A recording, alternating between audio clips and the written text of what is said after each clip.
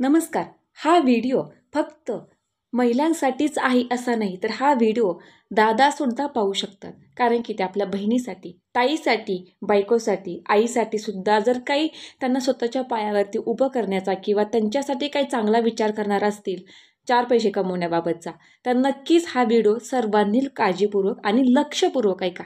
या व्हिडिओमध्ये बाकी कुठली माहिती न सांगता गृहिणींनो अगदी मनापासून जी माहिती मला आहे ती तुम्हाला मी सांगण्याचा 100% प्रयत्न करणार आहे. तर घरी बसून बघा, प्रत्येक महिलेला वाटतं की काही ना काही 4 पैसे कमवावेत आणि ज्यांना वाटतंय त्यांनीच हा व्हिडिओ पहा, कारण की ही माहिती त्यांच्यासाठीच आहे. तर बघा, चूल आणि मूल ही तर प्रथा आपल्याकडे चालत आलेली होती, पण आता अलीकडच्या काळामध्ये सर्व महिला बघा सुशिक्षित झालेल्या आहेत आणि प्रत्येक महिला बाहेर पडू इच्छित आहे आणि काही ना काही 4 पैसे कमवण्याची कला प्रत्येकीच्या अंगी असते आणि ती त्या पद्धतीने प्रयत्न करत असते. पण तुम्ही बऱ्याच ठिकाणी फक्त विचारच करत राहता की मी हे करते, ते करू, की मला कोणी नावं ठेवल, की मला कोण काय बोलल, मी करू का, मला यश मिळेल का? तर ताईनं कुठल्याही गोष्टीला धाडस केल्याशिवाय, प्रयत्न केल्याशिवाय यश मिळत नाही. त्यामुळे तुम्हाला जर कुणाचा सपोर्ट नसेल, कोणाचंही पाठबळ नसेल, तर ताईनं तुम्ही स्वतःच्या पायावरती स्वतः उभे राहा. म्हणजे कसं, तर तुम्ही स्वतःच तयार व्हा, तुम्ही स्वतः ह्या गोष्टी करा. याला कोणाच्याही मदतीची तुम्हाला गरज नाही आहे. तर घरी बसून तुम्ही काय करू शकता बघा, चूल आणि मूल हे तर आपल्याला पाहायचं आहे. आपला संसार, प्रपंच आपल्याला पाहायचं आहे. आपली मुलं-बाळ आहेत, ते सुद्धा पाहायचे आहेत आणि ते पाहत-पाहत आपल्याला 4 पैसेसुद्धा कमवायचे आहेत, जे की स्वतःच्या हक्काचे असतील. असे आपल्याला 4 पैसे कमवायचे आहेत. तर बघा, सुरुवात शून्यातून करायची असते ताईनं. लगेच कोणीही करोडपती, लखपती बनत नाही. रातोरात कोणीही करोडपती, श्रीमंत होत नाही. पण तुम्ही जर ही या गोष्टीला शून्यातून सुरुवात केली, तर नक्कीच एक दिवस तुम्ही यशाचं शिखर गाठल्याशिवाय राहणार नाही आणि जे 4 लोकं साईडची तुम्हाला नावं ठेवतात किंवा तुमच्याविषयी वाईट बोलतात, तीच लोकं परत तुमच्या तुमच्या अवतीभोवतीने फिरताना दिसतील. तर ताईंनो, कुणाचा विचार न करता सुरुवात कशी करायची? तुम्ही घरी बसला आहात, जर तुमचं शिक्षण नसेल किंवा शिक्षण झालं असेल, पण बघा, प्रत्येकीचं शिक्षण अगदी झालं असेल असं नाही. अगदी लिहिता वाचता येते एवढं जरी आलं, तरी या गोष्टीसाठी बास आहे. तुमचं शिक्षण जेवढं झालं असेल तेवढं झालं असेल. पण ताईंनो, घरी बसून सगळा आपला घरचा कारभार सांभाळता आपल्याला 4 पैसे कमवायचे आहेत. कुठेही बाहेर जायचं नाही, कोणाच्या घरी मजुरीला जायचं नाही, कुठं ऑफिसला जायचं नाही, कुठेही जायचं नाही. घरातच बसून आपल्याला 4 भिंतीमध्येच हा व्यवसाय करायचा आहे, काम करायचं आहे. कुठेही तुम्हाला शॉप घ्यायची गरज नाही आहे, भाड्यानं, रेंटनं काही घ्यायची गरज नाही आहे, कोणाच्या घरी जायची गरज नाही आहे. घरात बसून तुम्ही पापड, लोणचे, भाकरी, चपाती किंवा मेस चालवू शकता. पण तुम्हाला प्रश्न आला असेल की करायचं कसं? याविषयी एक आपल्याला ज्ञान नाही आहे किंवा हा माल जरी पापड, लोणची तयार केली तर विकायचे कुठे? भाकरी, चपाती बनवायच्या म्हटल्या तर द्यायच्या कोणाला? कस्टमर कोण असेल? तर याविषयीची अजिबात काळजी करू नका. मेस चालू करायची आहे. कशी चालू करायची? याविषयी सविस्तर माहिती मी तुम्हाला सांगणार आहे. कारण की या आधीचा जो व्हिडिओ आहे, आपण महिलांसाठी घरी बसून कुठलेही व्यवसाय करू शकता. तर हे जर व्यवसाय तुम्ही करू शकत नसतील, तर ह्याच्या आधी जो व्हिडिओ मी बनवला आहे, की घरी बसून अजून काही व्यवसाय आहेत, ते तुम्ही करू शकता. तर त्या व्हिडिओला खूप छान तुम्ही प्रतिसाद दिला. त्यामुळे हा दुसरा व्हिडिओ मी बनवत आहे. चला आपल्या मेन विषयाकडे, मुद्द्याकडे वळूया. तुमचा जास्त वेळ न घेता थोडक्यात माहिती सांगते. तर तुम्हाला सुरुवात करताना बघा, तुम्ही घरात बसून पापड, मग ते पापड उडदाचे असतात, तांदळाचे असतात.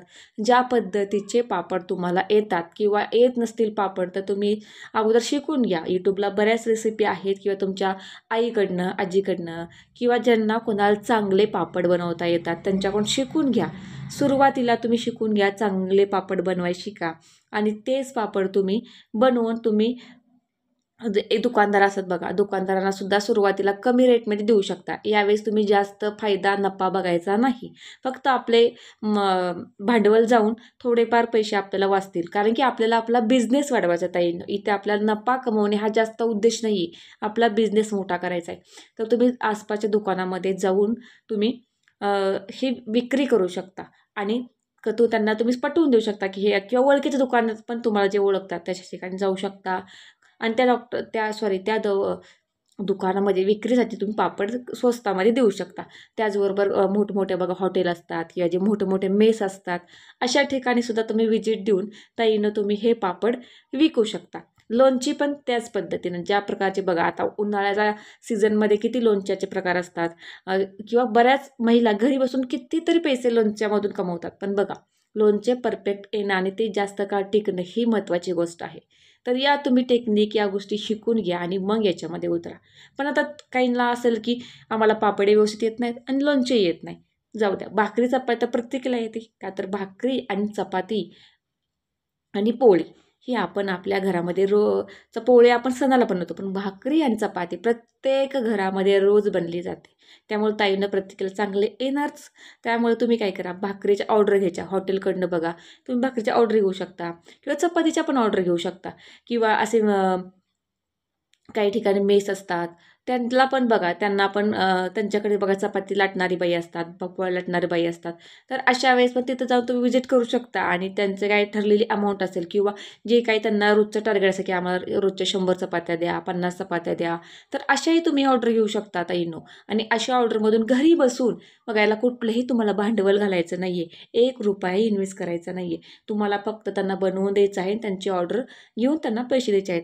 तर याचबरोबर घरी बसून तुम्ही पुलावाची ऑर्डर घेऊ शकता, जे व्हेज पुलाव असतात, बिर्याणी असतात, व्हेज नॉनव्हेज सगळ्या बिर्याणी असतात, त्या पण तुम्हाला चांगल्या प्रकारे बनवता येत असतील तर तुम्ही त्याची पण ऑर्डर घेऊ शकता. ताईनं करायचं म्हटलं खूप साऱ्या गोष्टी आहे. तुमच्या अंगी कुठली कला आहे, तुम्हाला छान काय जमतं, हे तुम्हाला सादर करायची. तुमची कला सादर करायची म्हणजे काय, तर ते तुम्हाला त्याच्यामध्ये बनवायचं आहेत पदार्थ जे तुम्हाला चांगले येतात आणि ते तुम्ही विकायचे आहेत. त्याची क्वालिटी चांगली असेल, क्वांटिटी चांगली असेल तर नक्कीच कस्टमर पुढच्या वेळेस पण घेतो आणि 4 लोकांनाही सांगतो की आम्ही अमुक अमुक ताईंकडनं अमुक ठिकाणी ही बिर्याणी, हे पापड, लोणचे, भाकरी, चपाती मागवल्या, पण खूप छान होत्या. चवही चांगली होती, भाकरी चांगल्या मऊ होत्या, टम्म फुगलेल्या होत्या, चपाती चांगल्या जाड नव्हत्या, पातळ मऊ छान होत्या, आम्हाला आवडल्या. तर ते मेसवाले पण तुम्हाला रिपीट ऑर्डर देतील, कंटिन्यू ऑर्डर करतील, हॉटेलवाले पण देतील आणि जे काही किरकोळ असतात बघा, किरकोळ म्हणजे आसपासची म्हणा, नातेवाईकांमध्ये म्हणा, हे जे मागवणारे असतात केटरिंगच्या ऑर्डर्स, खूप चांगल्या प्रकारे तुम्ही बिझनेस याच्यामध्ये करू शकता, 4 पैसे कमवू शकता. आणि बघा, पापड, लोणचे हा तर 12 महिने चालणारा बिझनेस आहे. मेस कधीच बंद नसते. तुम्ही घरगुती मेस पण चालू करू शकता. बरं, ती कशी करायची, तर बघा, सुरुवातीला तुम्ही डबे द्यायचे. म्हणजे सुरुवातीला काय करायचं, तुम्ही तुमच्या ओळखीमध्येच तुमच्या मैत्रिणींना सांगा किंवा तुमच्या मिस्टरांच्या ड्युटीमध्ये कोणी जेच लोक असतात बघा, कोणाला तरी डबा हवा असतो. प्रत्येकाचेच प्रत्येक जणच मेस लावलंच नाही, घरगुती मेस पण असतात.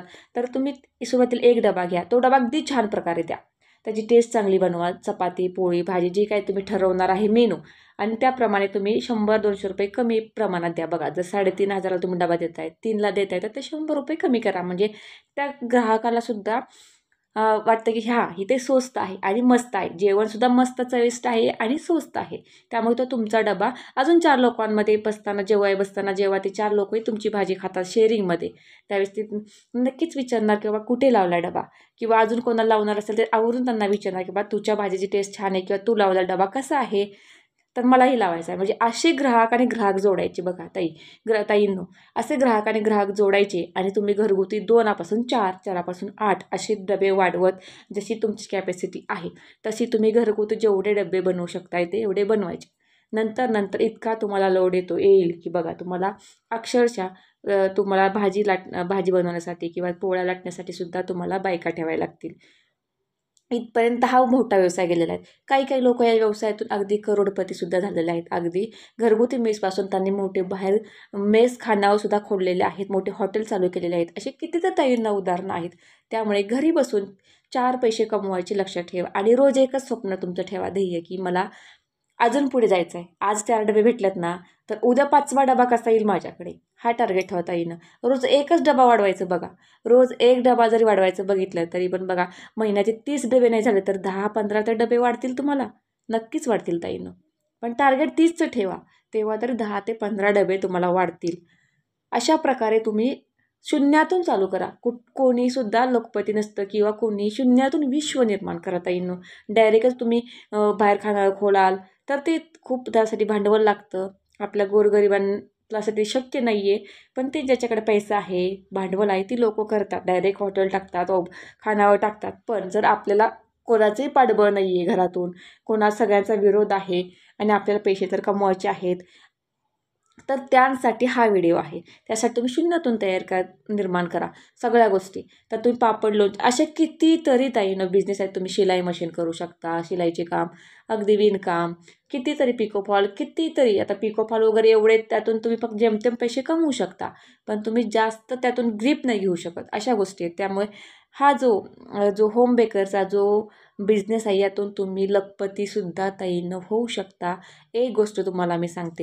माझ्यासमोरचं उदाहरण जे आहे ते सांगते की त्यांनी सुरुवातीला एकच डबा चालू केला, एकाचे 2 असे डबे वाढत वाढत जाऊन आज अक्षरशः त्यांची खूप मोठी खानावळ आहे. अशी कितीतरी उदाहरणं आहेत. आणि दुसरं म्हणजे की माझ्या माहितीमध्ये पाहुण्यांमध्ये ज्यांनी एकाने जे इतकं छान छान गरीब घेतले आहे की त्यांनी अक्षरशः ते एका टायमिंगच्या जेवणाला महाग असणारी व्यक्तीसुद्धा आज ती व्यक्ती करोडपती आहे. फक्त वडापावच्या बिझनेसमध्ये उतरले आणि आज ते करोडपती आहेत. एका टायमिंगच्या जेवणाला महाग असणारे. कोरोना काळ काय होता प्रत्येकाला माहीत आहे. एक वडापावपासून सुरुवात केली असेल ना त्यांनी शून्यातून निर्माण केलं. आज ते करोडपती आहे. स्वतःची जागा, घर, बंगला, गाडी कितीतरी त्यांनी सोनं नाणं खरेदी केलं आहे. फक्त 3 वर्षात. 3 वर्षामध्ये ती व्यक्ती करोडपती होते. तर आपण लखपती तर नक्कीच होऊ ना. तर त्यासाठी तुम्हाला मोटिवेट करण्यासाठी हा व्हिडिओ बनवला आहे. आणि त्याचबरोबर तुम्हाला जर संपूर्ण त्यांची हिस्ट्री जाणून घ्यायची असेल की त्यांनी शून्यातून विश्व निर्माण केलं, त्यांनी आज करोडपती कसे झाले, कशी क्वालिटी कॉन्टेंट ठेवली, त्यांची पूर्ण तुम्हाला जर्नी जाणून घ्यायची असेल तर मला कमेंट करा. त्यामध्ये सुद्धा सांगेल. कारण माझ्या डोळ्यासमोरचं उदाहरण आहे. मी त्यांना डोळ्यानं रोज पाहत आहे. त्यामुळे त्याचीसुद्धा तुम्हाला मी माहिती नक्कीच सांगेल. वडापावचा बिझनेस तर अतिशय उत्तम. पण ज्यांना फक्त तुम्ही जे काय नावं ठेवणार लोक 4 असतात, भाऊकी म्हणा आसपासचे, ते सगळं तुम्ही विसरून जर चालू केला तर तुमचं हात कोणी धरणारच नाही ताईंनो. तर अशी काय माहिती आजच्या व्हिडिओमध्ये होती. व्हिडिओ आवडला तर लाईक, शेअर आणि कमेंटमध्ये नक्की सांगा. तुम्हाला कशाविषयी अजून माहिती हवी आहे ते कमेंटमध्ये सांगा. आणि ताईंनो, तुमच्यासाठी मी छान मोटिवेशन व्हिडिओ केलेला आहे. तर कृपया तुम्ही हा व्हिडिओ अगदी शेवटपर्यंत ऐकला त्याबद्दल खरंच धन्यवाद. आणि जाता जाता व्हिडिओला लाईक करा एवढंच बोलेल मी. आणि हा व्हिडिओ जास्तीत जास्त तुमच्या बहिणींना, मैत्रिणींना शेअर करा, जेणेकरून सर्वांचं चांगलं व्हावं. सर्वांनी शून्यातून सुरुवात करावी, सगळ्यांना यश मिळावं, हीच माझी विनंती आहे.